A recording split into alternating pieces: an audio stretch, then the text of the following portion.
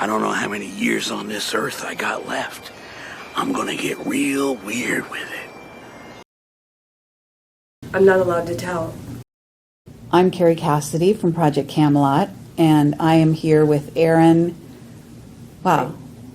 Let's start over. What's your last name? My name on my birth certificate is Aaron Green Hicks, but my real last name is ROTH-SCHILD.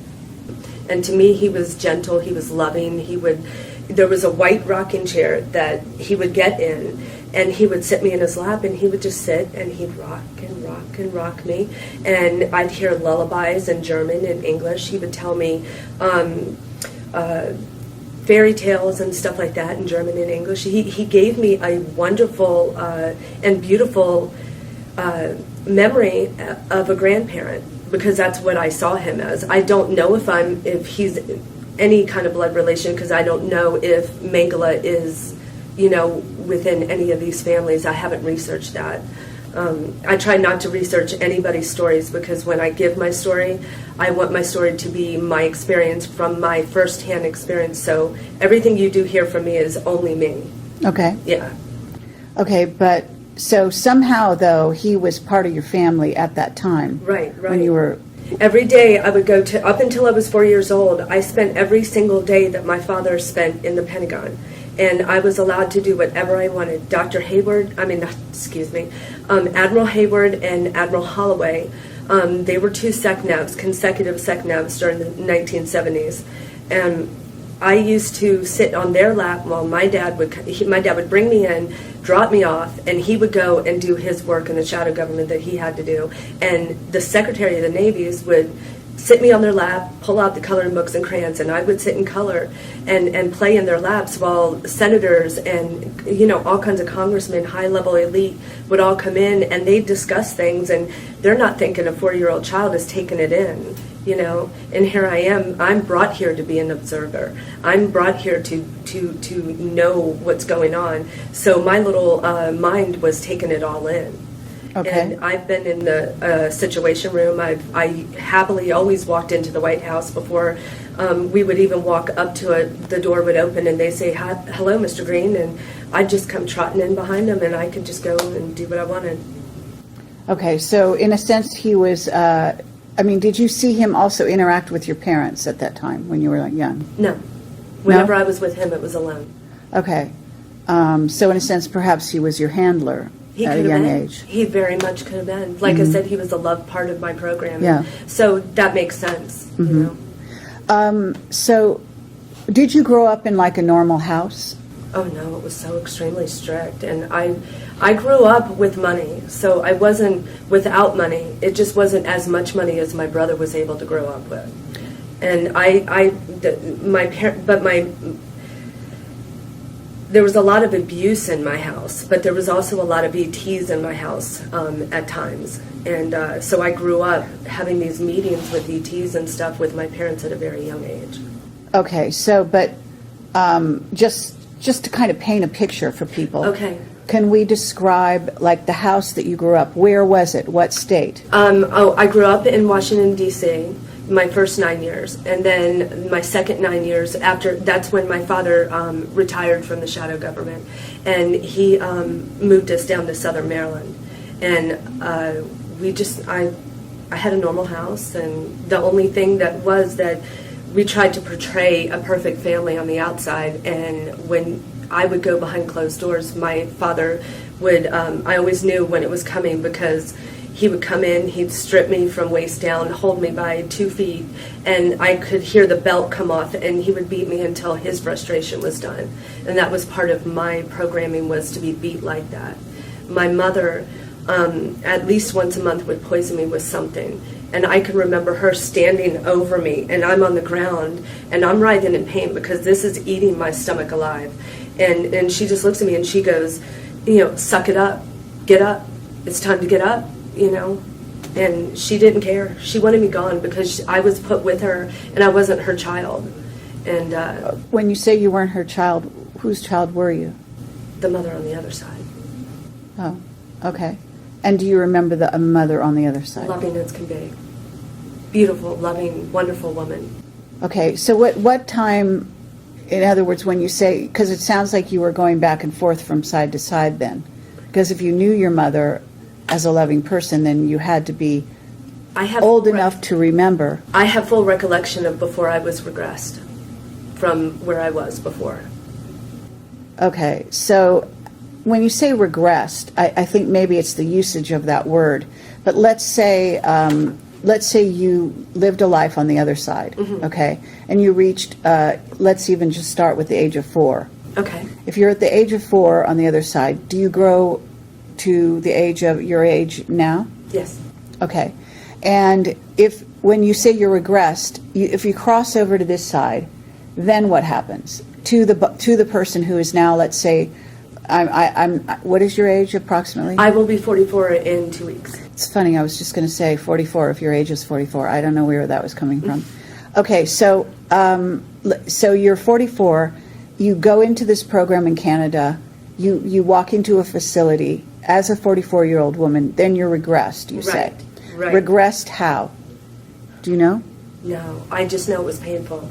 I remember my husband, before we came over here, my husband looked at me, he walked over to me, and I'm sitting on a couch like this, and he just holds out his hand and he goes, "Are you ready?" And I said, "Yes," and he goes, "You know this is going to hurt a lot." And I said, "I know." And there I came. I walked over with my father, and then I don't believe my husband's body or my children's bodies were brought over, but I do know that their souls were brought here and put in different, the bodies they needed to be in for our family to be together again. Okay. There's a mission with my family, and my family is brought here to do peace. Okay. It's just getting there. It's getting all of us super soldiers together, and mind controls victims, and even the Project IBIS children together, all of us, so that we can change what's happened and use what's happened to us against who harmed us. Okay, so, but you are a Rothschild on the other side as well? Yes. Okay. Yes. So at this point, in some way you're regressed that you don't remember, but do you start out as a baby on this side? Yes. Okay, so you have to go through all those ages again, right? Right. Okay. So, but you have the memory, the recall. Yes. Yes. Okay. I'm anxious to do regression sometime. I would love to do it so that I can. I feel that would be my way of proving it to everybody if I can have a videotaped regression done, so that people can see that I'm telling the truth. I have nothing to hide. Okay, let me ask you: have you ever seen the TV show Fringe? Yes, I identify with that absolutely 100%. Okay. My question to you is: if you look at, I forget her name. It's not Olivia. Yeah, Olivia. When she goes back over to the other side, there's another Olivia there, okay? So she doesn't go through kind of the way you're describing it. In other words, she's already on this side, grew up on this side, so-and-so.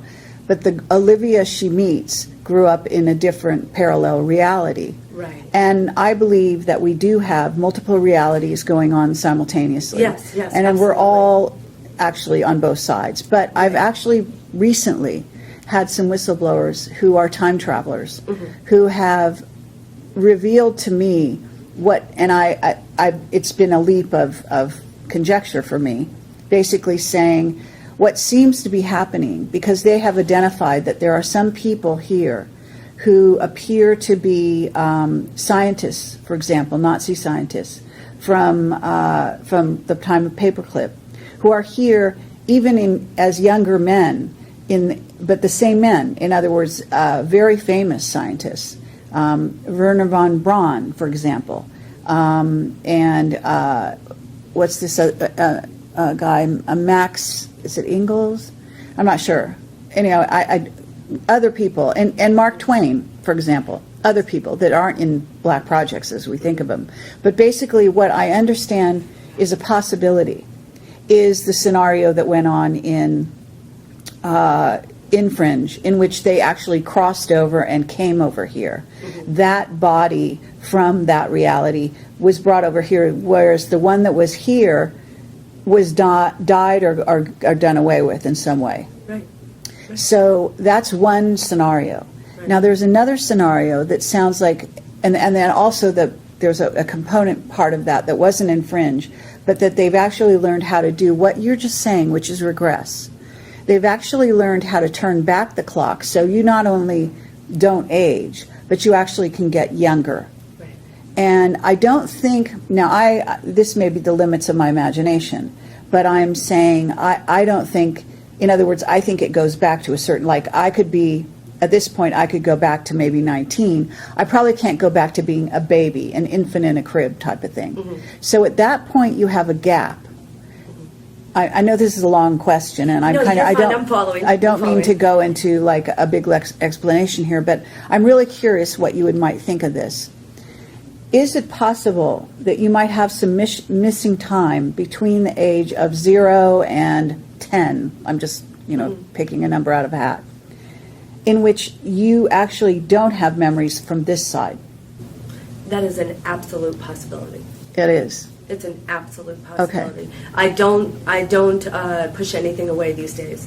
If somebody brings it to me, obviously there's a reason. So maybe I should look into that, and regression would be the way to do it. Right. Okay. So, but it's not something that you are like at this moment. If I said, "Do you remember everything?" I mean, nobody remembers everything. I don't think from when they were, like whatever age a person is to there's a zero even on this side. Right. You know what I'm saying? Right. A lot of times there'll be gaps in your memory.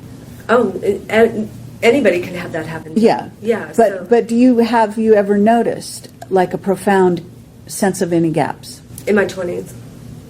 Gaps in your 20s? Yes. Okay. Yes, absolutely. Like whole maybe years or spans of time where you don't recall having been here, kind of like. Yes. Years. Because you don't have pieces to put in there. Yes. Years. Years. Okay.